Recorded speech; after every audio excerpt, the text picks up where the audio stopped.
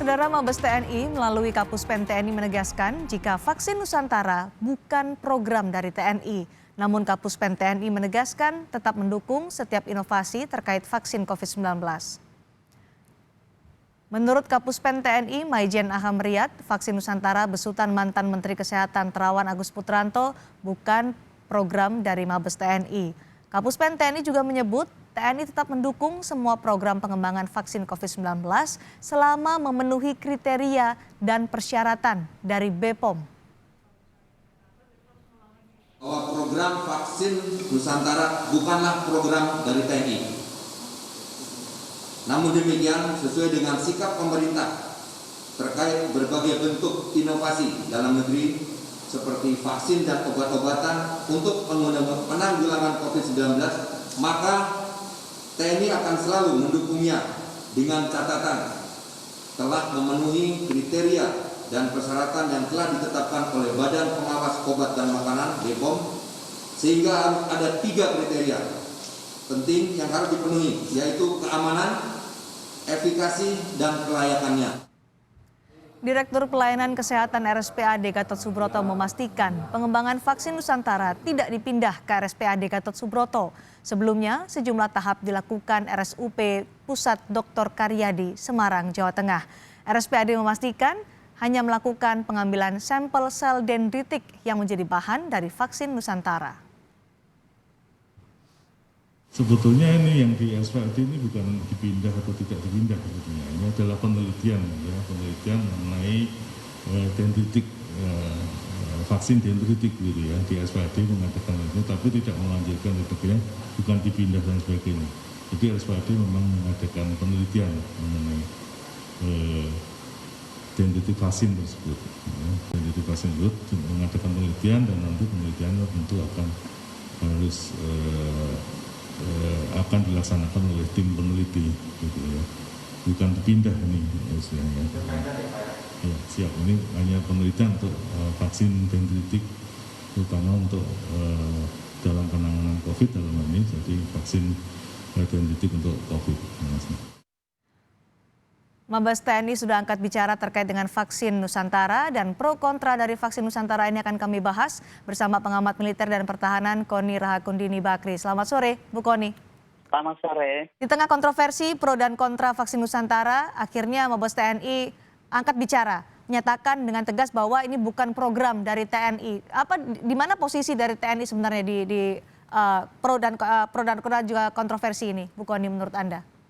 Pertama, menurut saya pernyataan Kapuspen itu menyatakan secara tegas bahwa vaksin Nusantara memang bukan program TNI secara khusus gitu. Tetapi bukan berarti juga bukan program TNI Angkatan Darat. Contoh, misalnya Angkatan Laut mengembangkan stealth submarine. Itu karena Angkatan Laut pengen mengembangkan stealth submarine gitu. Tapi bukan program TNI, Mabes TNI untuk mengembangkan stealth submarine. Sama aja pernyataannya seperti itu gitu. Tapi apapun kontroversi atau seolah-olah ini jadi pertanyaannya, apa karena TNI kemudian berkata atau Kapuspen TNI menyatakan demikian, seolah-olah TNI tidak mendukung, nggak juga begitu gitu. Tapi menurut saya cuma meluruskan bahwa ini bukan program TNI gitu. Tapi sekali lagi bukan berarti bukan program TNI Angkatan Darat atau bukan program yang kita harus hargai datang dari tokoh Angkatan Darat.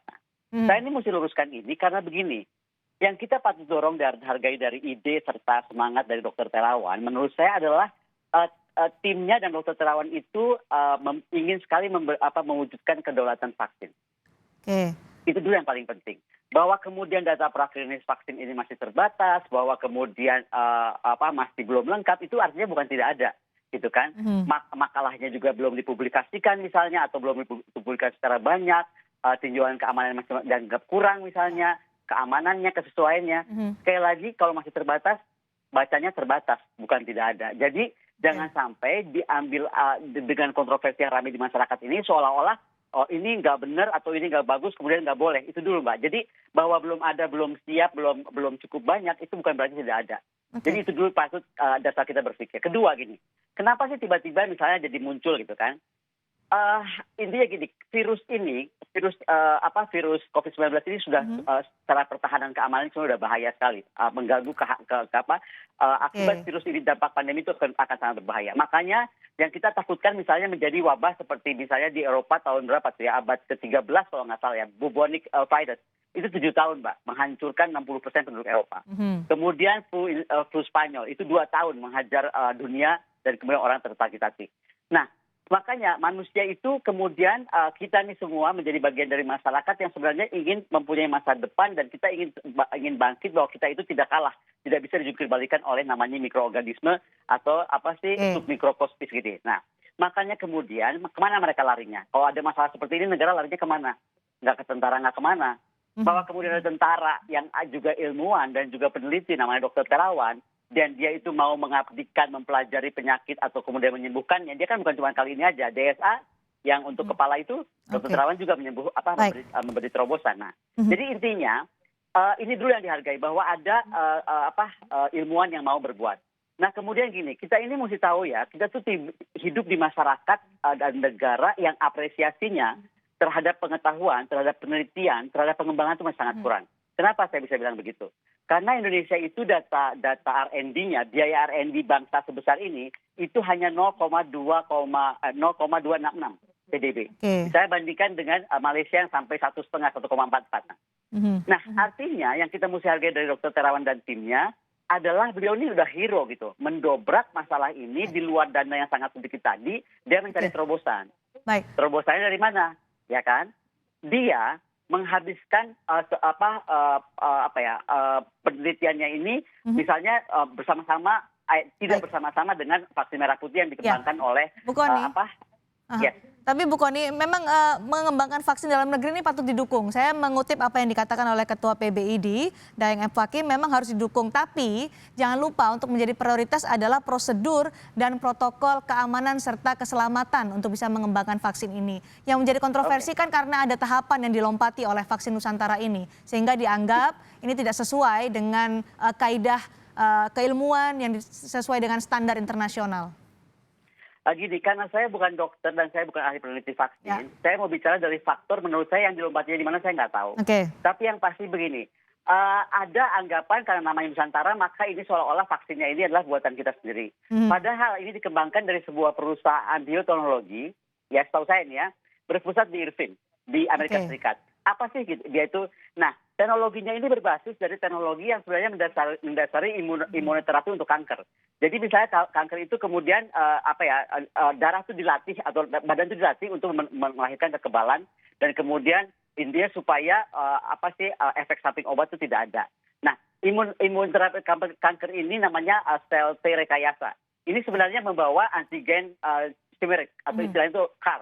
CAR ini kemudian nanti disuntikan, jadi makanya darah kita diambil, seminggu masukkan lagi. Yang saya mau bilang, CAR T ini atau sistem ini telah disetujui oleh FDA Amerika Serikat sejak 2017. Tapi untuk apa? Untuk ngobatin leukemia. Makanya ini saya mesti terangkan dulu. Ini kenapa saya hargai, sebenarnya itu untuk mengobati leukemia limfoblastik tipe B. Nah, Dr. Terawan seperti biasa, dia itu tiba-tiba berpikir mungkin dan kreatif untuk berpikir ini bagaimana kalau dikembangkan untuk COVID-19. Jadi kalau dianggap ini belum ada yang melompat-lompat, saya nggak tahu melompatnya di mana sekali lagi ya. Tapi yang mau saya bilang bahwa sebenarnya imunoterapi kanker ini diperluas untuk COVID kah, untuk melawan virus lain yang kemudian tipenya namanya membentuk tipe dendritic cell, kita sebutnya disease cell.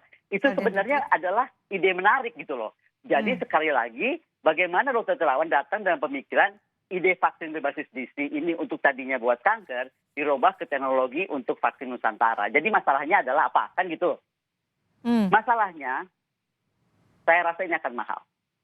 Kenapa mahal? Karena biaya vaksin terapi sel CAR T ini sekitar $770.000 Pak, kalau di Amerika Serikat. Nah, artinya apa lagi? Artinya bisa nikmati ini cuma orang kaya atau orang yang mampu. Bukan berarti dia buruk, karena apa tadi? Prosesnya itu panjang gitu kan, memerlukan juga laboratorium yang khusus. Kemudian data praktis vaksin kalau dianggap belum terbatas, sekali lagi saya bilang bukan berarti nggak ada gitu. Jadi sekali lagi yang mesti jadi sorotan adalah tadi, apakah bisa secara massal diciptakan? Bisa aja, tapi mungkin akan mahal karena prosesnya agak berbeda. Baik. Gitu. Dan ini juga menjadi perhatian publik ketika BPOM mengatakan bahwa sudah tidak lagi memikirkan soal vaksin Nusantara karena yang direkomendasikan adalah kembali ke fase praklinis karena tahap inilah yang belum dilakukan oleh vaksin Nusantara. Menkes juga sudah berbicara atau menanggapi soal ini. Bahkan TNI juga sudah menarik garis tegas di tengah kontroversi ini dengan mengatakan bahwa ini bukan bagian dari program TNI. Bukan nih. Iya, sekali lagi saya bilang, bukan bagian dari TNI mungkin. Karena saya nggak pernah dengar TNI, kan kita bisa lihat TNI program tahun depannya apa, nggak pernah vaksin ini masuk. Pandemi ini datangnya mendadak, kemudian misalnya Dr. Terawan datang dengan pemikiran ini, lalu menggunakan RSPAD yang mau membantu untuk tadi melakukan apa yang disampaikan oleh Kepala Rumah Sakit RSPAD. Tapi yang mau saya bilang begini, apapun kontroversinya, saya sepakat dengan apa yang disampaikan oleh Menteri Kesehatan. Coba diselesaikan kontroversinya di ruang-ruang kampus, di ruang-ruang jurnal ilmiah, di ruang-ruang tempatnya, bukan di publik, bukan di media massa yang kemudian saling tumpang tindih kayaknya politis gitu loh. Karena sekali lagi inti dasar yang kita mesti lihat adalah terkait kedaulatan kita. Oke. Bayangkan kalau COVID ini terus bertransformasi, berubah bentuk selama 7 tahun mendatang, 10 tahun mendatang nggak hilang-hilang. Baik. Kita pasti pada satu titik memerlukan terobosan gitu loh. Jadi yang Dr. Terawan lakukan sama seperti vaksin merah putih, tapi vaksin merah putih baru akan selesai 2022. Saya nggak tahu apa yang dilakukan oleh Dr. Terawan sehingga vaksin ini bisa tesnya langsung lebih cepat. Anda melihat ini politis ya, Bu Kony, pada akhirnya? Karyanya kalau saya baca dari semua kontroversi ini kayak politis. Saya rasa sih paling benar sebenarnya pertama dulu hargai dulu niatnya baik orang gitu. Bahwa ini kita lagi bicara tentang berbuat kedaulatan buat bangsa ini mampu melawan COVID-19. Sama seperti Cina melahirkan vaksinnya dia yang sekarang kita pakai gitu.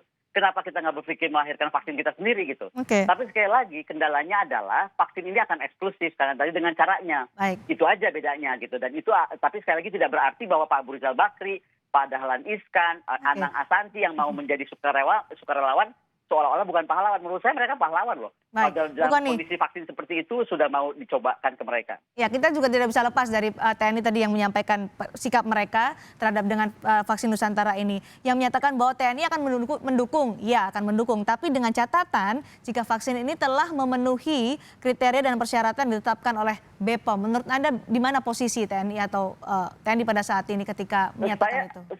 Saya percaya TNI pasti harus dong mendukung namanya apapun inovasi. Kita namanya sebutnya inovasi. Karena TNI itu dimanapun militer dunia itu adalah sumbernya inovasi. Ya. Tapi terkait vaksin sekali lagi memang harus saya sepakat dengan Kapuspen. Keamanan, efikasi dan kelayakan itu menjadi penting. Tapi sekali lagi bukan berarti juga menahbiskan usaha ini. Itu yang dari tadi saya coba bilang gitu. Bahwa di tengah pandemi seperti ini, di tengah R&D kita yang sangat lemah, ada seorang peneliti yang kemudian mencoba mengaitkan ide sel terapi kanker di Amerika di Irvine, kemudian dicoba dikaitkan kepada pengembangannya ke COVID-19, itu menurut saya terobosan ilmiah yang menarik. Makanya selanjutnya menurut saya BPOM dan lain-lain nggak usah ngomong di media, tinggal duduk meneliti apa yang kurang, apa yang salah, dan membantu Dr. Terawan. Sekali lagi ya, bukan against tapi membantu. Sekarang nggak usah Dr. Terawan, siapapun juga yang punya ide untuk bisa melawan COVID-19 pasti harus kita dukung.